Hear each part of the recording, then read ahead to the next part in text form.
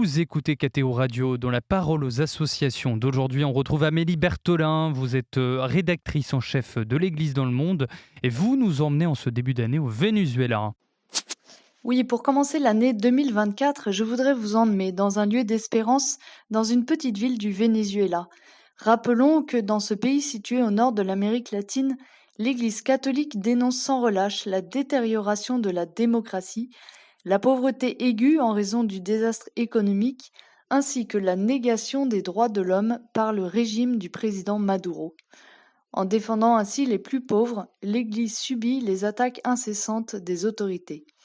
Je vous emmène donc dans la ville de Vargas, au nord du pays, et plus précisément dans le quartier de Ciudad Chavez, édifié il y a 10 ans sur le modèle soviétique, c'est-à-dire des habitations prétendument sociales et marquées par l'absence totale de Dieu.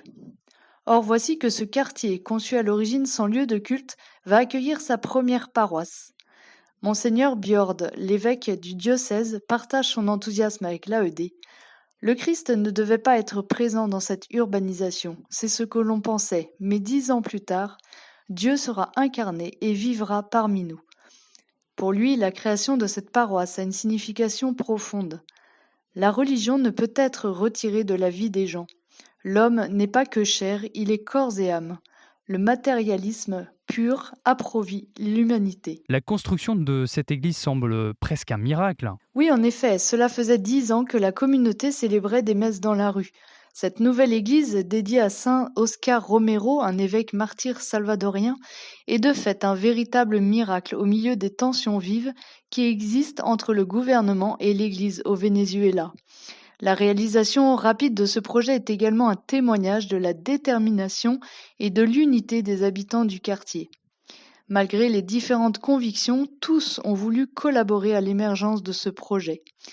Parce que, en plus d'être un lieu pour la célébration des sacrements, cette église abritera aussi une soupe populaire et un centre de formation.